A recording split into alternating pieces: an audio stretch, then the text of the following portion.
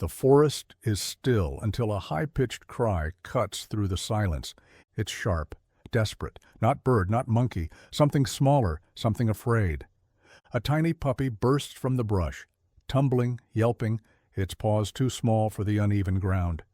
It circles frantically, nose to dirt, whimpering loud enough to echo. Something's wrong.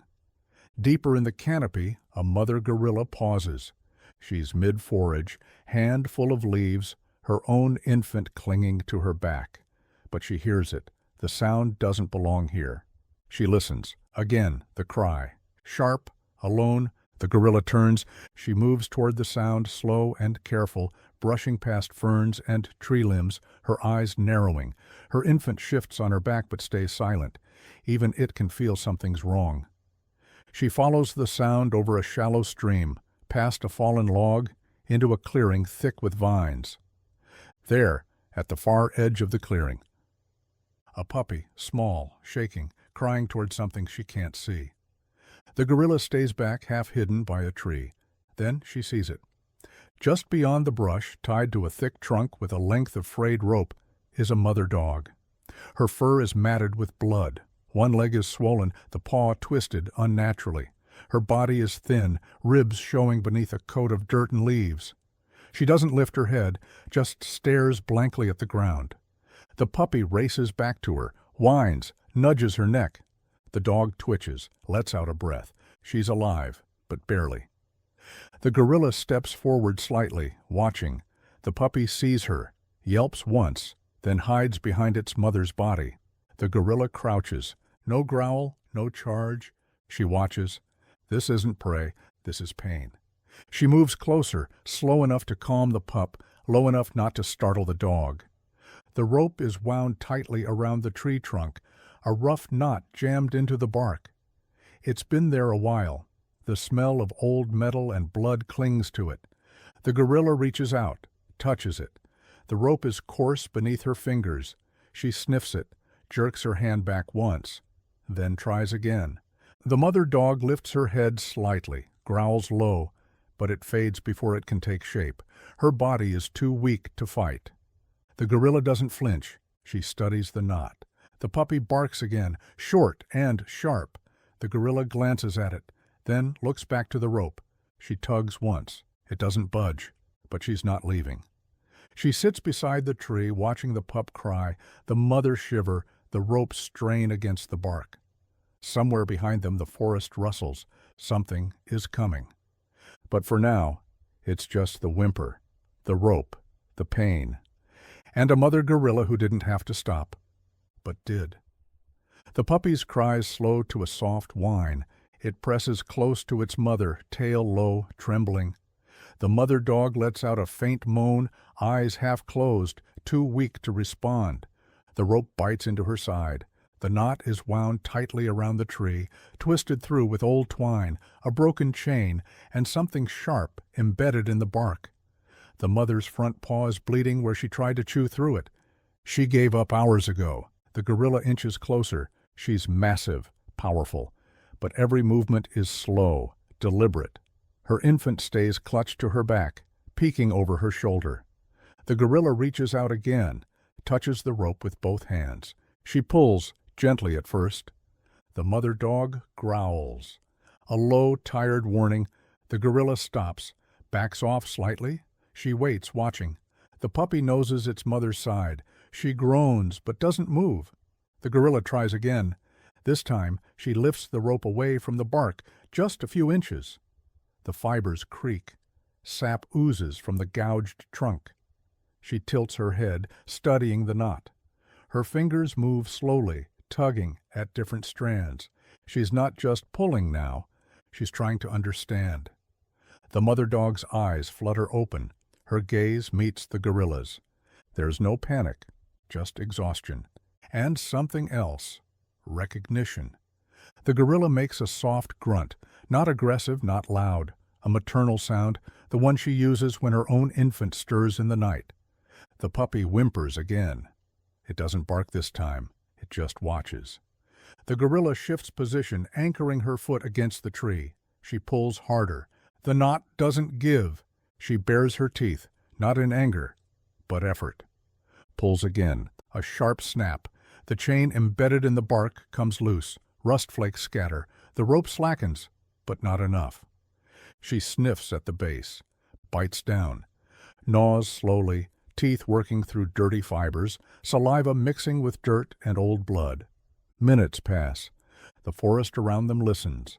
Still no sign of humans, still no sound but breathing, tugging, gnawing. Then, a footstep, crunching leaves. The gorilla freezes. The puppy darts behind the mother again. From the trees, a human figure steps into view. From the trees, a human figure steps into view. A woman, Emily, hiking boots, cargo pants, a small first aid satchel at her side. She was hiking alone. She stops cold, eyes wide. She sees the gorilla, sees the puppy, sees the rope. Her hand goes to her chest. The gorilla stares at her. They lock eyes. Both mothers, both frozen, both in the middle of something ancient and sacred. Emily doesn't move. She watches. The gorilla turns back to the knot, gives one last pull. The rope finally gives way. The mother dog collapses forward, free. The rope falls slack. The mother dog slumps forward into the dirt, her legs folding beneath her, breathing shallow but free. The gorilla steps back. She doesn't flee. She just watches. The puppy rushes to its mother's side, nudging her gently, tail wagging, body still shaking. From the edge of the trees, Emily remains frozen. She hasn't moved in minutes. Her mouth is slightly open. One hand covers her lips. Her eyes are glassy. She just watched a gorilla rescue a dog. No commands, no training, just choice. The gorilla finally turns to her, and Emily sees her fully, broad-shouldered, scarred at the elbow, infant still clinging to her back, a mother recognizing another. The gorilla takes a slow step toward her, not threatening, just close enough. Emily's breath hitches. The puppy barks softly, uncertain. The mother dog groans but doesn't lift her head. The gorilla stops just short of the clearing's edge. Her infant adjusts on her back, peering curiously at the human. No movement, no sound. Then, the gorilla tilts her head, just slightly, as if to say, "You saw." Emily blinks away tears. "I did," she whispers. The gorilla turns back to the dogs. She lowers herself to her knuckles beside them one last time. She places her hand near the mother dog's paw, not touching, just near. The dog doesn't flinch, and for a moment the clearing holds something no language can describe, only feel.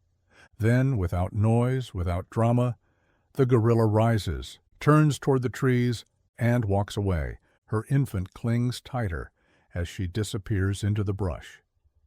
Emily watches until there's nothing left but swaying leaves.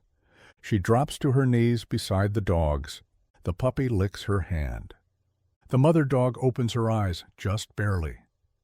"I've got you," Emily whispers, pulling the first aid satchel to her chest. "You're safe now." She gently lifts the dog's injured paw, wraps it, offers the pup water from her bottle cap, cradles them both. Not a witness anymore. Now part of the story. She looks once more toward the forest, still no sound. But she knows what happened here, what she saw, and what it meant.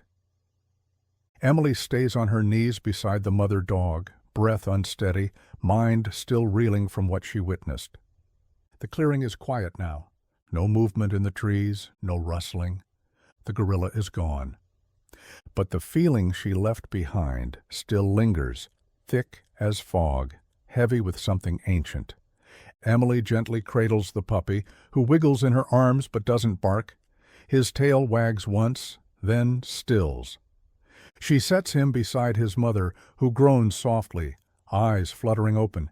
"Hey, Mama," Emily whispers, "you're free now." She doesn't expect an answer. She doesn't need one. The wound on the dog's leg is bad, but not fatal. The rope left burns along her neck and side, but the bleeding has slowed.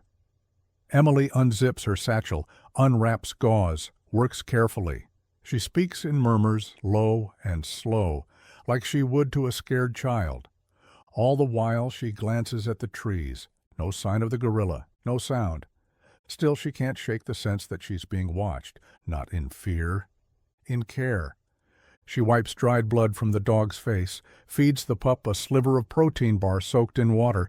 He gulps it down, licks her fingers. The mother dog shifts, struggles to sit up. Emily steadies her. Take your time. The dog leans against her leg. It's the first time Emily sees her tail move. Just a little. She smiles. There it is. For a long moment she just sits, one arm around the pup, the other supporting the mother. She breathes in the wet earth, the sap, the broken bark. Then she speaks, quiet, unsure. I don't know why she helped you, but I think she understood. She brushes her hand gently over the dog's head. She saved you, maybe so someone else could take over. The puppy barks, once, soft. Emily smiles wider. Yeah, maybe that someone is me. She rises slowly, easing her pack onto her shoulders, adjusting the first aid kit. Then, carefully, she lifts the mother dog into her arms. She's not heavy, just limp, worn down. The pup follows, trotting close at Emily's heels. Before she leaves the clearing, Emily turns one last time, looks back at the tree where the rope once held tight. It lies coiled in the dirt now, broken, empty. Emily whispers, "Thank you," then walks into the trees, back toward the trail, back toward a new beginning. She doesn't know how she'll explain this, but she doesn't need to. Some things aren't meant to be explained, just carried forward. Sunlight spills across the porch steps. Emily sits on the wooden floorboards, a warm cup of tea between her hands. She watches the puppy dart across the grass, chasing a leaf, tumbling over his own feet, tail wagging like a wind-up toy. At her side, the mother dog lies stretched out in the shade, belly rising and falling in steady rhythm. Her wounds are nearly gone now. The burn on her leg has healed. Her ribs don't show anymore, but the rope marks, those took longer to fade. Emily gently strokes her back. The dog doesn't flinch this time. "Good girl," she murmurs. The pup bounds up the steps, nuzzles against his mother, then curls at Emily's feet.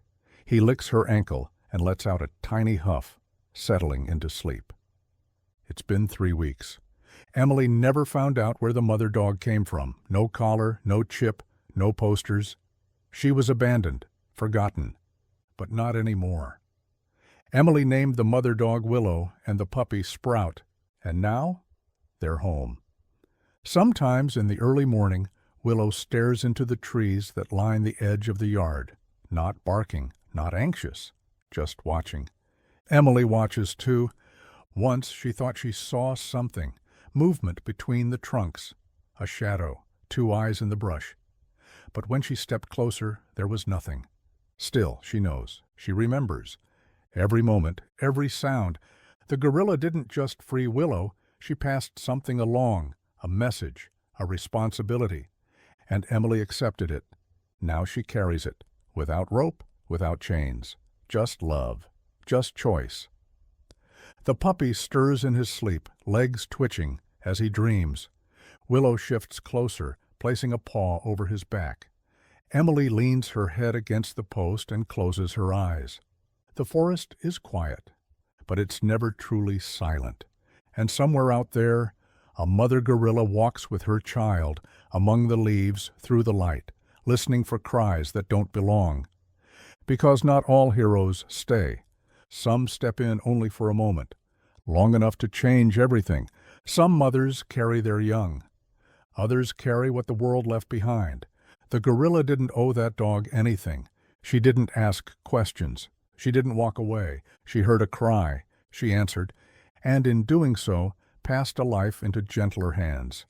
Not every act of love is loud. Some are silent. Some leave no trace but a bond that never breaks. Tap like if you believe compassion crosses species.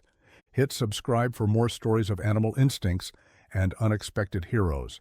And tell us in the comments, was this instinct or something even more human?